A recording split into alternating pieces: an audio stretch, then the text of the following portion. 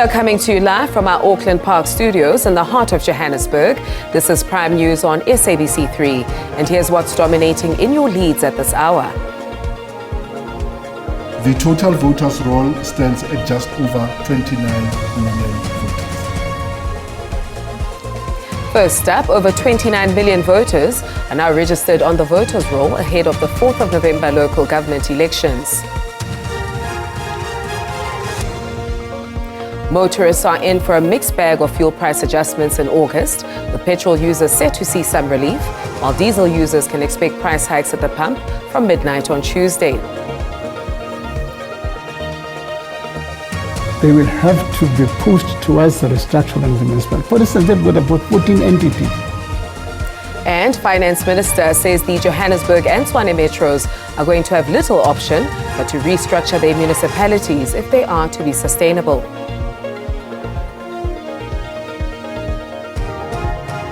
It has just gone 8 o'clock and you are watching Prime News on SABC 3. Good evening and welcome to your Prism of Perspective. My name is Beki Mutumobolete and with me is your sign language interpreter, Snovuyo Fihlani. Let us cut right to the chase and take a look at your top stories. And with that said, here are your leads.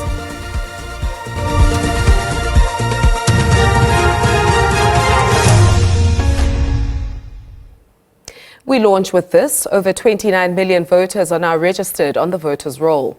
The Electoral Commission updated the media at its headquarters in Centurion on the outcome of the final voter registration drive that took place this weekend. 1.7 million citizens interacted with the Commission by either visiting the registration stations or using the online voter registration portal. Eligible voters have until this Friday to make use of the IEC's online voter registration portal before the Kokda Minister's proclamation of the election date. The Commission concluded its in-person registration this past weekend, resulting in the voters' roll surpassing the 29 million mark. The total voters roll stands at just over 29 million voters. And it is so, and I think we need to re-emphasize the following. Since the last election in 2024, and because voter registration is continuous. Mamabulo says the registration process has yielded good results. 2.1 million new voters have been added to the voters' roll since the 2024 general elections. 1 million new voters have been added to the voters' roll since the last general elections in 2024. This is despite the fact that we regrettably lost 884,000 voters owing mainly to mortality, because on average per month we lose 34,000 people. The Minister of Cooperative Governance and Traditional Affairs, Nkosini Hlabisa, is expected to proclaim the election date on Friday. Nhlanhla Khatlana, SABC News, Johannesburg. Next up, a mixed bag of fuel price adjustments from Wednesday. Both grades of petrol will decrease by 52 cents per litre, while diesel is set to increase by between R1.38 and R1.23 per litre, depending on the grade. The price of illuminating paraffin is set to rise by R2.03 per litre at retail level, while the price of LP gas is expected to decrease by R4.41 per kilogram. The following fuel prices will be effective on Wednesday, the 5th of August 2026.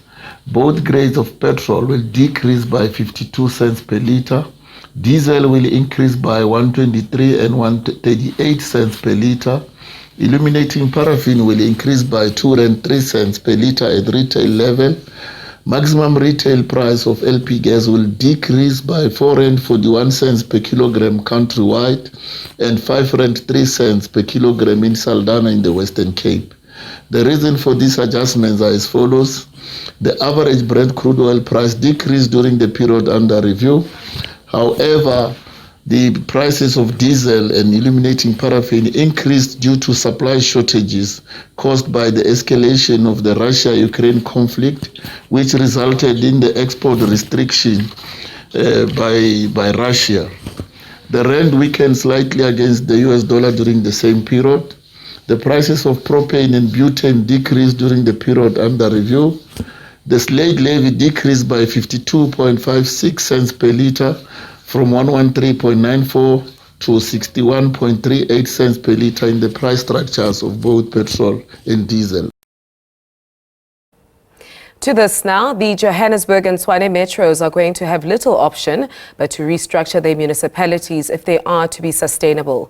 Minister of Finance Enoch Godongwana has detailed the dire state of the finances of the two metros, which face some of the lowest infrastructure, construction and maintenance budgets in the whole country.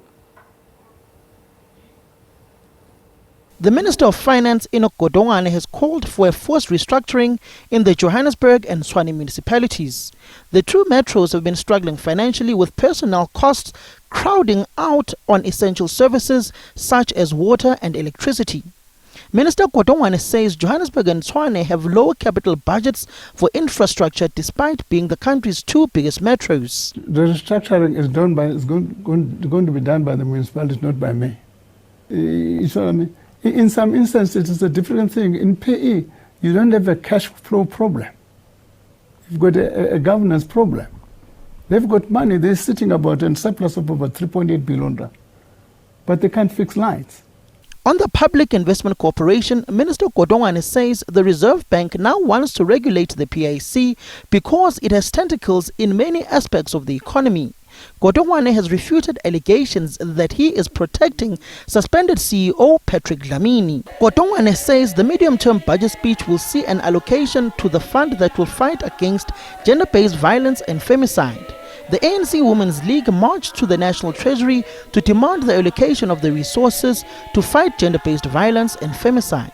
We demand the allocation of discretionary funding for immediate implementation and to enable mobilization of contingency arrangement. Samkele Masego, SABC News, Pretoria. AfriForum says that it is not challenging land reform in South Africa. Instead, the body says that it takes issue with the aspects of the Expropriation Act, which it believes are not constitutional. AfriForum, together with the Democratic Alliance, are challenging the act in the Western Cape High Court this week. The DA is in court today. Speaking on the steps of the Western Cape High Court ahead of the matter being heard, the Democratic Alliance described the Expropriation Act of 2024 as being a legislated land grab. Inside court, Advocate Karisha Pillay, senior counsel for the Democratic Alliance, argued why Section 19 of the Appropriation Act is irrational. The DA's case consists of two primary challenges: its mandates and its Section 19. There's no question that as is suggested, that the Section 19 challenge is a tag-along challenge.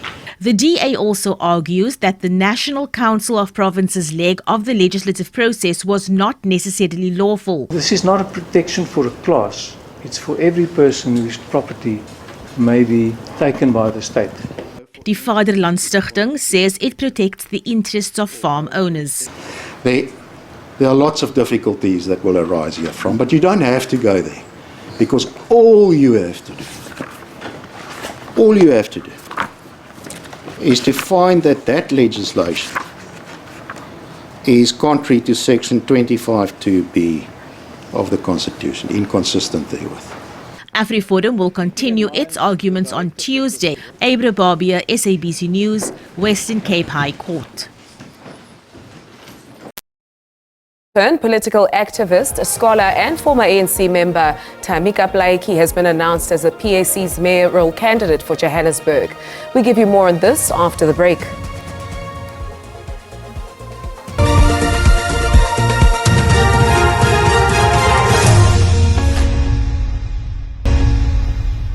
Welcome back to Prime News on SABC3.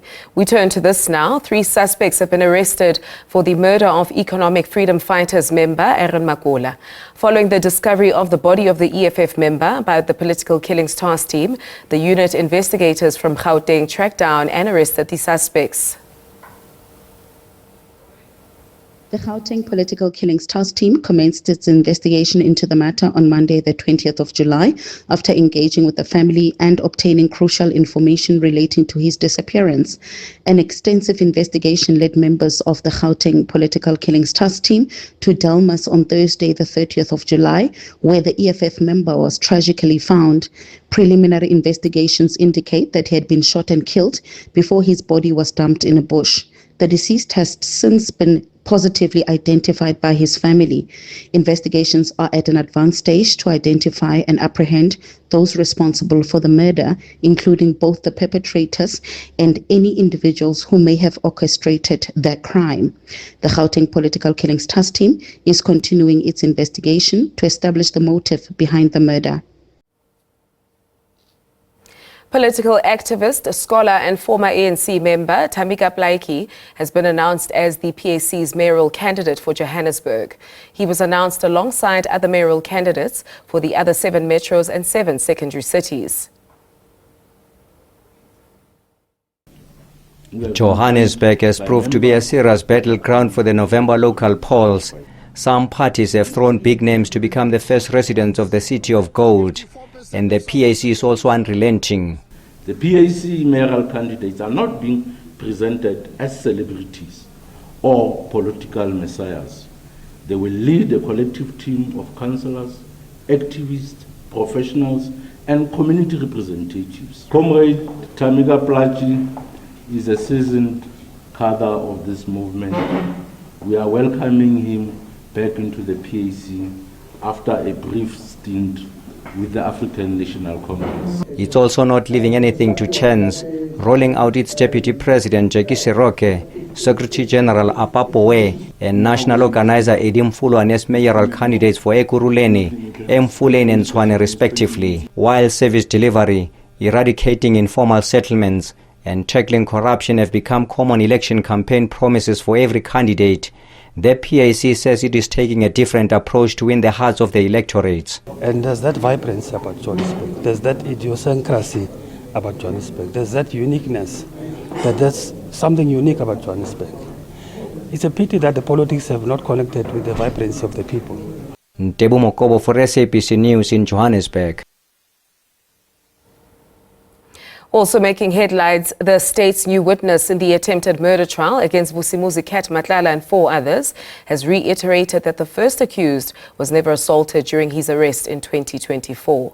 Police officer Tumelo Tsodetsi is testifying in a trial within a trial where the first accused, Musa Kekana, is objecting to the state using evidence that police obtained when he was arrested. State witness Tumelo Tsodetsi was among the police officers who were around during the arrest of alleged hitman Musa Kekana in 2024. Kekana, who was initially being arrested for the murder case of engineer Aman Swart, alleges that he never gave police permission to search him on the day. Tsodetsi maintains that the alleged hitman cooperated with police during the arrest. The suspect granted permission to be searched and then he asked for their names. Umsolwa number 1 was introduced on Musa Kekana. Accused number 1 introduced himself as Musa Kekana. During their search, police seized firearms linked to the shooting incidents involving Tebogo Tobejane, Josie Banyoni, and Sienki Mukubung. Kekana, who is the alleged hitman behind these incidents, says police assaulted him on the day. Tsodetsi disputes this. The court heard that Kekana's mustard top, which he wore on the day of the arrest, had blood stains. The 37-year-old alleges he coughed up blood due to the assault by police. Tsodetsi's testimony is expected to continue on Tuesday. Neria Hlakotsa, SABC News, Johannesburg. The Johannesburg Magistrates Court has ordered that the names and addresses of witnesses in the case against alleged political fixer Brown Mokhotsi not be disclosed for security reasons. This after the defense complained that it had not been provided all the witness statements and the names and addresses were redacted. Well, the defense had argued that it had requested 10 witness statements from the state in July, but only received some of them this morning, and that the names and addresses of those witnesses had been redacted, a move that it claims will prejudice Mokhotsi in preparation for his trial. Your Worship, that the state's refusal, and actually them ignoring our email on the 15th of July, wherein we were actually indicating that there is no provision in law that actually allows them to actually redact these particular statements and not provide us with the names of the witnesses. They ignored that particular email. They did not respond to that. But the state objected to the disclosure of the names and the addresses of the witnesses, arguing safety concerns. During the bail application, there was a threat that was made to one of the state witnesses. In fact, that is the witness that was in the bail.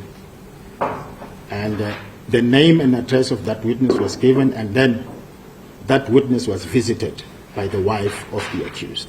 Well, during one of Mokhotsi's previous bail applications, the state claimed that Mokhotsi tried to intimidate a neighbor over the phone while his wife had visited her.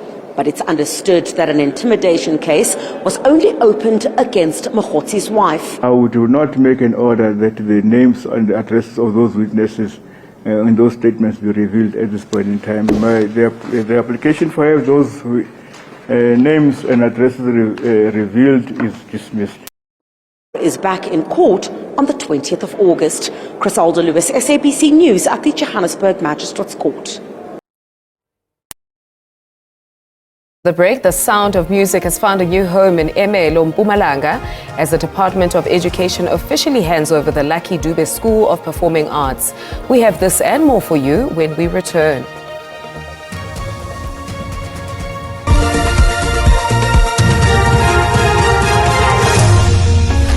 Thank you for staying with us. We turn to this now. The sound of music has found a new home in Emelo, Mpumalanga, as the Department of Education officially hands over the Lucky Dube School of Performing Arts. The institution honors the legacy of one of South Africa's greatest musicians, a global reggae icon born in Emelo, whose music transcended borders. Although he was tragically killed in Johannesburg in 2007, his spirit lives on through this new center of creative excellence.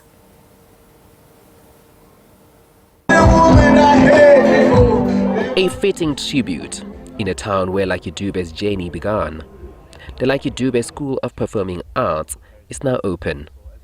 A school dedicated to music, dance, drama and technical arts, a place to nurture tomorrow's stars. The song that I love about him, that he sings, it is the song that says, "Thou shalt not judge, thou shalt not kill," because he teaches us peace using the Bible of Rajay. And sometimes it also speaks some words of encouragement. And as personally as a learner, you learn a lot from him. So me in the future, I'd like to be a teacher. Lucky Dube's music carried messages of peace, unity and justice. And now his legacy has a permanent home. His family has welcomed the honor. Being honored in this particular way, and especially in a community where he was born, in a community where he grew up. I think it adds something quite valuable to his legacy. The school is the first no-fee performing art school of its kind in the province. Department of Education has a view that in all its 71 circuits would need to have a focus school. It could be an agricultural school, a mining school, a school of arts. That is why we are here today to open this school of arts. Tumela Mashoho, SABC News, Emelo. All right, it is now time for us to take a quick look at what to expect weather-wise, and your forecast is coming up next.